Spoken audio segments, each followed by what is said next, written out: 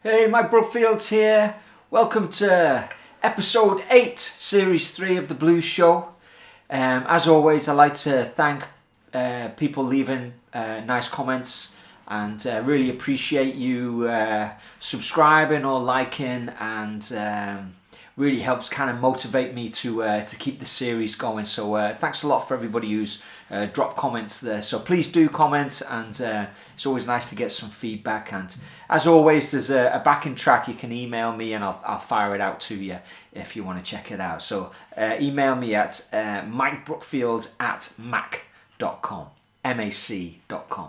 So so this week we're in the key of A flat. So you know, you're probably thinking, well, when am I ever going to play an A flat?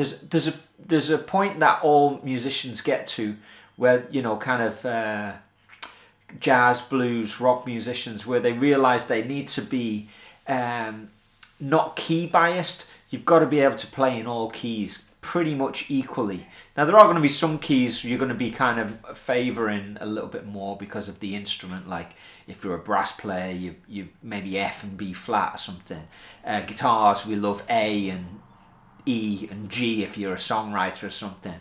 But if you're kind of playing lots of different genres and you're playing in a professional kind of environment, you need to be kind of non-key biased and be able to play in all keys. So you'll be surprised that you know, A flat is, you know, a key that you end up playing in a lot, whether you're playing a jazz thing or maybe you're playing a blues thing or a singer-songwriter thing. So don't be thinking A flat is not an important key. They're all important, and at some point musicians always kind of come to that conclusion and they go, there's something that I need to just kind of iron out. So it's part of the reason why I'm doing this whole series. So this was a good fun one. I just thought I'd go for something seriously up-tempo.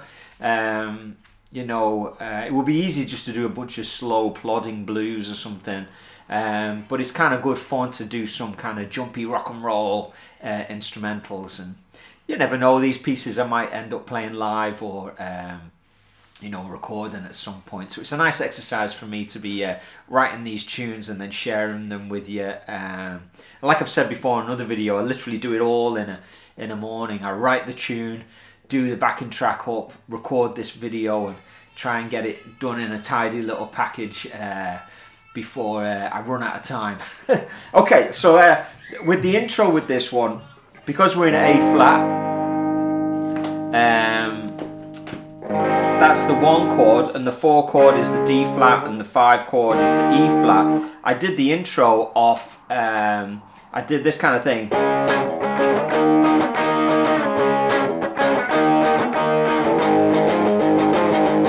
So I kind of did one of those where I went to the 4 to the 5, the 4 to the 5, and then to the 1, which is different to a lot of the other intros that we've done, but you know, maybe follows the same formula in the fact that we'll do it at the beginning and we'll do it at the end. So what I did there is I wrote a line that kind of worked with the D flat and the E flat. So I went.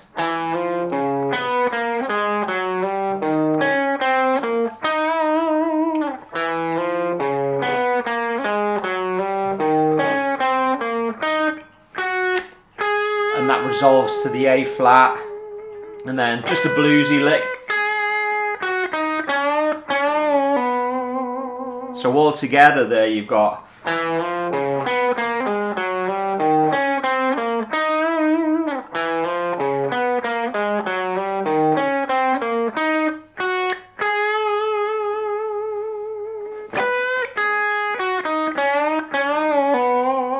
So it's a nice twisty, funky little kind of lick to play, which works well with the chords there.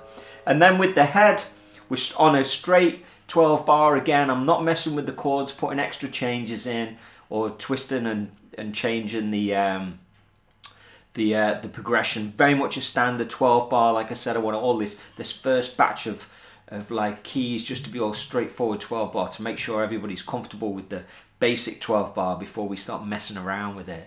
But we have made the songs kind of individual as we've given them these little intros and we've given them these melodies. So with the melody on this, I went.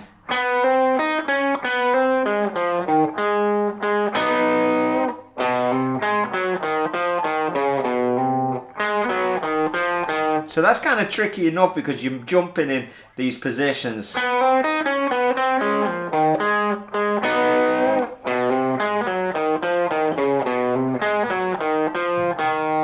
And then we go up to the D flat here.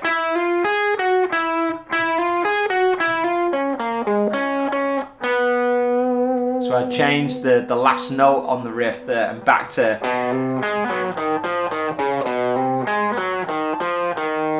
And then the run up because of the 5 chord.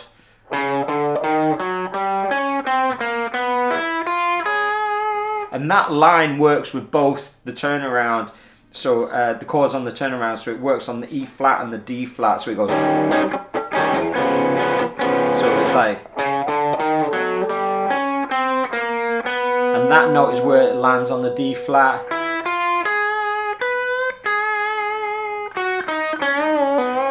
And then a pretty standard blues thing at the end. Because it's got some unusual kind of lines in it, you kind of need to kind of back them up with kind of more predictable sounding things. So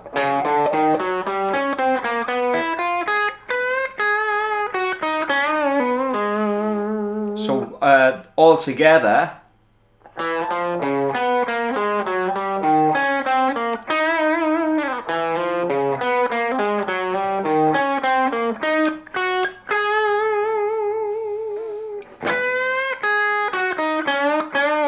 There's the head.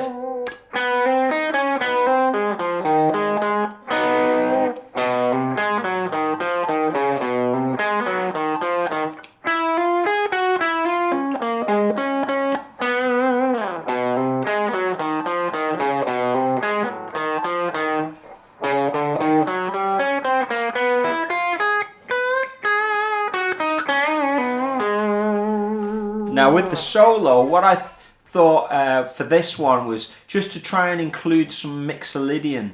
So the Mixolydian scale is the major scale with a flattened 7th. So here's the major scale. But if you go to the 7th note, 1, 2, 3, 4, 5, 6, 7, and flatten it, you get the Mixolydian scale. Now, you know, I would recommend learning that all over the neck. Maybe learn 8 1-octave versions of that. So like this.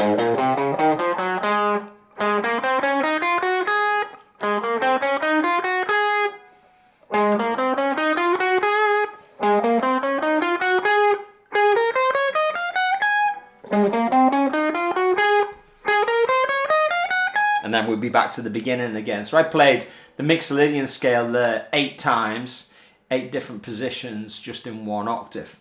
That's a good way of learning your modes if you're into that. So it wasn't about kind of just playing all Mixolydian all over it, because it doesn't sound that great if you do that. It's just a nice colour just to throw in.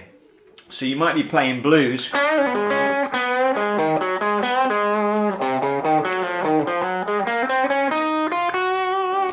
You know, and it just sounds like you're playing a line. It always makes me think of like the Allman Brothers or something, the way they kind of play. You know, there's the scaly elements that are outside of the blues and the Allman Brothers. They kind of get a bit modal, if you like, at times.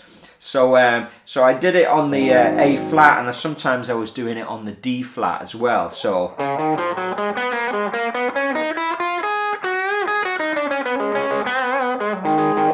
So if you go back and watch the performance there, you'll see I go.